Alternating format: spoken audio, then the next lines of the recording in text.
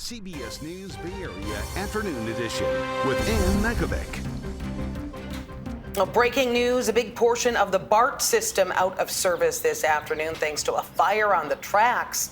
Repairs are underway right now. Thanks for joining us this Tuesday. Another major disruption for BART, the second in less than 2 weeks. Let's take a live look at the San Leandro station right now. That is where the fire broke out earlier today under the trackway, halting service south of the Lake Merritt station. Right now, there is no blue, green, or orange line service between the Lake Merritt, Berryessa, and Dublin Pleasanton stations. The red and yellow lines are the only ones not impacted. That fire started at around 5 a.m. and it was a pretty dramatic scene. As you can see here, this video is just sparks falling from the trackway and thick smoke rising from that area.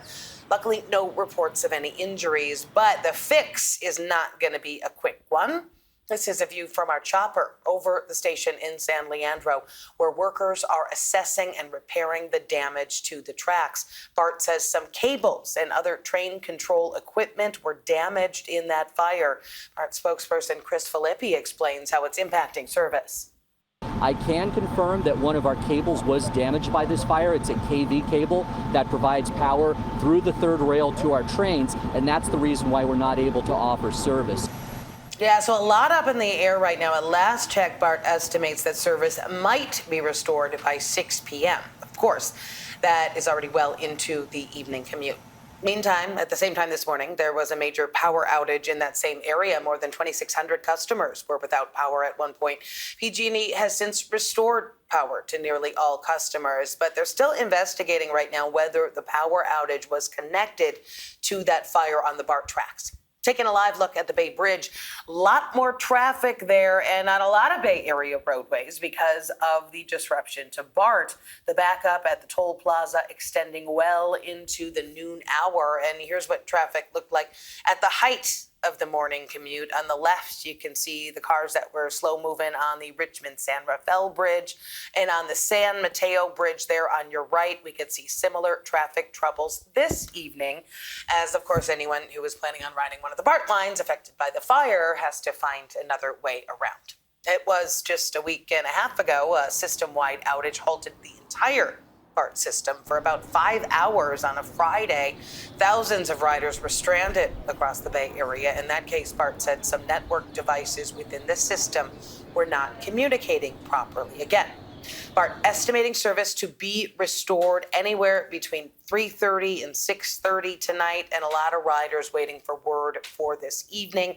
And for the rest of the week, we're going to stay on top of all of this for you. Another developing story, the bomb squad was called out to reports of a suspicious package at a light rail station in San Jose. Our chopper was over the investigation near Carina Court and North First Street. The sheriff's office has the Carina light rail station shut down. That is until further notice. North First Street between East Brokaw Road and Charcot Avenue closed in both directions because of this investigation. It is a new day for Oakland as former Congresswoman Barbara Lee gets ready to take the helm as mayor. The city council just certified the results of the special election, and Lee is expected to be sworn in momentarily. Today marks public the inauguration for Lee is scheduled for June 8th. Voters sent Lee to office after recalling embattled former Mayor Sheng Tao. Some of the major challenges Lee is going to face include crime and homelessness. She says she is up for the task. We're going to have a full report on Oakland's new mayor coming up at 5. Let's take a live look at Oakland as we turn to our first alert weather forecast. Warm spell in the Bay Area continues. Let's check in with meteorologist Jessica Birch. It is a warm one for us, not only over in Oakland, but especially off into those inland spots too. The exception to that warm weather, it's the coast. And as you take a look at our daytime highs today, I mean, it really reflects that. We're close to the 90s this afternoon in Antioch, stretched all the way up into areas like Santa Rosa too. You head over into our coastline, well, Half Moon Bay is topping off at 59 degrees, so you know exactly where you need to go if you need to cool down. But the reality is a lot of us can't take a day off and head out to the beach. We just have to deal with this warm weather that we're experiencing. And in areas like Fremont, all the way down into the Santa Clara Valley, we're actually just a little bit cooler compared to the rest of our inland areas. In the 70s today there, 80s along the foothills closer to Los Gatos. Now, here's what's happening. The reason why we're even dealing with warm weather and dry, sunny skies has to do with high pressure parked just offshore, ridging its way into the state of California. We're going to continue to deal with above average temperatures as we head into the afternoon hours today, forecasted for tomorrow too. And then when we look at this whole week alone, well, that area of high pressure is also the big influence for why we're seeing dry skies also. So not a drop of rain in sight, which is interesting because you take a look at our rainfall versus average for this time of year. This started back in October on the 1st. We're sitting below average in cities like San Francisco, San Jose, and Livermore. We'll talk more about why that's happening coming up in just a bit. Back to you. Thanks, Jess. There could be another rate hike on the way for home insurance here in California. State Farm wants to raise rates again, just 1 week after getting an emergency rate hike. The Chronicle reporting the company is asking state regulators to increase home insurance rates by 11% starting next year. That is on top of the 17% emergency rate hike the state commissioner just approved. That increase will start next month. State Farm says it is trying to recover from the devastating Los Angeles fires. It's going to have to make its case for the additional rate hike at a hearing in October. President Trump trying to rally Republicans around what he calls his one big, beautiful bill, as some conservatives say the spending cuts don't go far enough. Speaker Mike Johnson says he wants a vote on Thursday ahead of the Memorial Day break. Natalie Brand has the latest from the White House. President Trump paid a visit to Capitol Hill to sell holdout Republicans on his tax cut and spending bill. This is the biggest tax cut in the history of our country, or you'll get a 68% tax increase.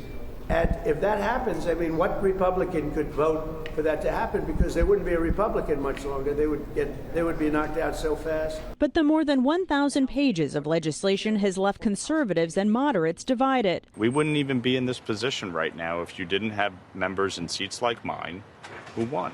New York Congressman Mike Lawler is one of the members pushing for greater tax deductions for people who pay high state and local taxes. If they think we're going to throw our constituents under the bus to appease them, it's not happening. But some hardline budget hawks say that will cost too much and argue the bill's spending cuts don't go far enough. If the SALT cap is raised from 10,000, let's say to 30, pay for it. House Speaker Mike Johnson is pushing for a vote on this bill as soon as Thursday before Congress leaves for the Memorial Day break. Texas's Chip Roy is among those who want more time to negotiate. They're trying to run it in through the JEB teams, and I just don't agree with that. I mean, I'll keep working in good faith to try to make the bill as good as it can be and then decide where things stand. Another big sticking point, cuts to health insurance for low-income individuals, Medicaid, as the bill would require states to impose work requirements on adults without children. The Trump administration is limiting who can get approved for annual COVID vaccines. The FDA says the shots will not be routinely approved for children and younger adults unless they have at least one health problem that puts them in a high-risk category. Anyone 65 and older and people younger than that who have health issues will still be eligible. Still ahead here at noon and streaming on CBS News Bay Area, major changes coming to millions of American Social Security. We're going to break that down. Plus, coming soon to Carnaval, a peninsula dance group that takes pride in its roots.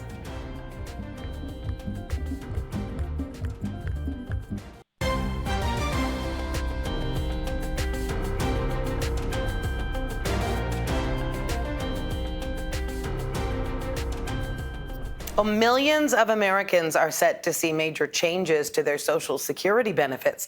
Those changes impact about 2.8 million retired teachers, firefighters, police, and some federal workers who receive a public pension that didn't withhold Social Security tax. CBS News business analyst Jill Schlesinger appeared on CBS Mornings to break it down. It's not every single one of them, but these folks could see increases of what they say is maybe a few dollars a month to up to $1,000 a month in a benefit change. So this is a real game changer for a lot of those folks who did not actually pay into the Social Security system. Just to know, you don't have to do anything. The government will actually inform you, and you might even just see it in your check coming through. For retirees who have been getting back more money from the Social Security system in overpayments, the Trump administration will now withhold 50% of their benefits until that money is repaid. More than 72 million Americans receive Social Security benefits. Stocks are down overall this afternoon, but Tesla saw a bit of a boost earlier. That comes on the heels of comments from Tesla's CEO, Elon Musk, saying that he is committed to leading the company in 5 years' time. And Musk, who is a Republican Party mega donor, says he is going to do a lot less political spending.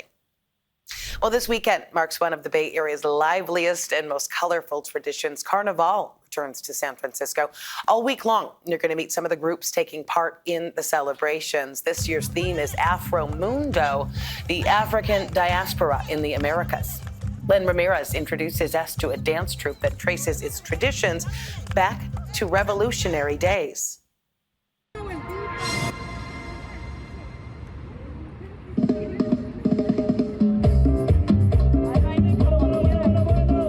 The color, the joy, the irresistibly friendly faces, and that non-stop dance beat, it's all part of Negritud Yanga, one of the most unique dance groups in the Bay Area, coming soon to Carnaval San Francisco.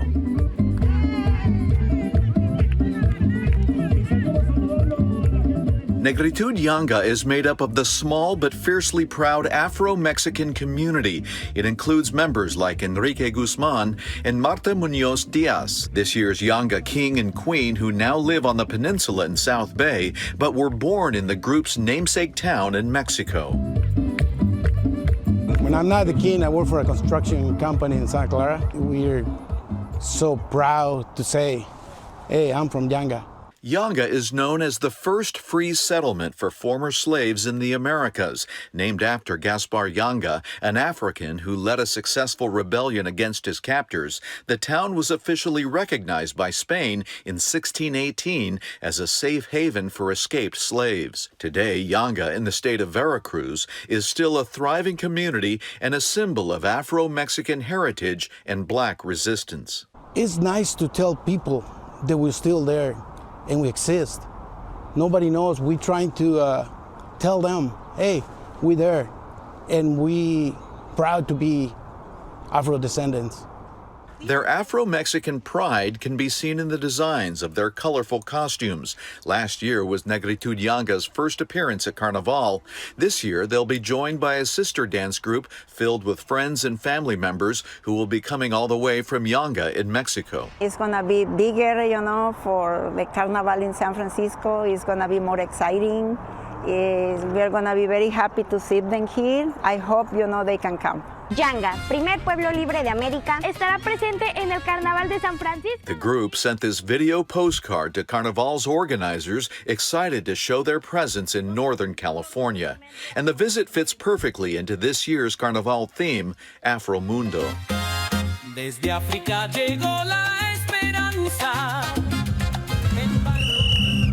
Although only about 2% of Mexico's population is Afro-Mexican, Negritud Yanga is part of a movement that celebrates this identity, culture, and history. And I'm so proud to be native and African descendant from Yanga. And members of the group are reclaiming their heritage and adding their own Afro-Mexican flair to the rich cultural fabric of the Bay Area. And we are going to be bringing you the Carnival Parade live. If you can't be out there in person, our own Gianna Franco and Sarah Donchi are hosting. And I'll be out there along the parade route talking to people along the street. Coverage starts Sunday at 10 a.m. on Pix Plus 44, Cable 12, and streaming on CBS News Bay Area. Back to our first alert weather now, taking a live look out over the city of San Francisco. Let's check back in with meteorologist Jessica Birch. I love those blue skies so much. Heading into this afternoon, there's going to be some changes in the forecast. Our coastal areas are going to stay nice and cool, just like what we're seeing right now. But some of our inland spots, like the East Bay, the North Bay, we're heating right back up into the 80s and then potentially close to the 90s in certain pockets like Antioch, stretched all the way up into Santa Rosa. It is a warm afternoon in our inland areas, above average too, and we continue continue to keep a close eye on the dry conditions that we've been dealing with all week long as well. Yesterday, we were dealing with fire weather conditions off into the East Bay. That red flag warning has expired, but we still need to be careful out there, especially with some gusty afternoons ahead of us. Daytime highs down in the Santa Clara Valley sitting in the 70s and 80s, and we're going to continue to deal with this warm weather pattern throughout the next couple days. Another thing to mention, too, we can see strong winds pushing in from offshore into the evening hours tonight. San Francisco, Half Moon Bay, up to around 20, 25 mile per hour winds there, and we're also noticing that in our inland spots, too. That was another key ingredient for why the National Weather Service issued red flag warning yesterday. We're still keeping a close eye on fire weather conditions in those inland spots where they're very dry. However, the good news is at least the winds aren't nearly as bad as they were yesterday. Now, high pressure offshore is the reason why we're dealing with dry conditions. It's also the reason why we keep a close eye on potential rainfall in the future. Right now, the next 7 days isn't showing a drop of rain in sight, and I think that's important to note because you compare where we're at this year compared to where we were at last year.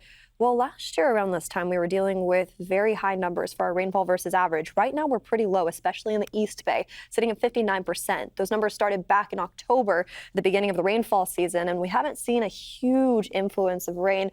We haven't been dealing with an atmospheric river season like we have the past couple years, so it's important to note that we're not too high on those numbers, and it is dry out there for a lot of our local communities. You take a look at the Bay.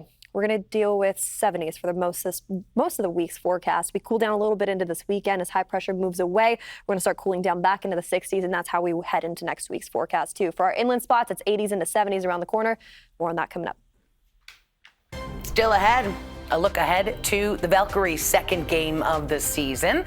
And we are celebrating Asian American and Pacific Islander Heritage Month. You can watch our special Legacy and Leadership Thursday night at 7:30 and Saturday also at 7. Oakland Ballers baseball is back, and they're kicking off the 2025 season tonight at 6:35 against the Ogden Raptors. A brand new matchup. The Ballers will face 9 league teams, including 3 new opponents: Ogden, Grand Junction, and Missoula. Get ready for some serious rivalry action with the High Wheelers. 18 games between these NorCal neighbors, split between Raymond Deep Park and Marysville. The Golden State Valkyries getting ready for their second game of the season tomorrow, and it looks like they're going to have one of their coveted players make their debut. French star Janelle Ceylon says she expects to play against the Washington Mystics tomorrow night. 23-year-old forward won a silver medal with France during the Paris Olympics last year. She's been playing in the Euro League but practiced with the Valkyries yesterday, and she's quickly getting adjusted to the NBA. Valkyries back at Chase Center tomorrow night taking on the Mystics. Golden State hoping to bounce back from that season-opening loss. Coverage starts at 6:30 p.m. on our sister station, Kicks Plus. We'll be right back.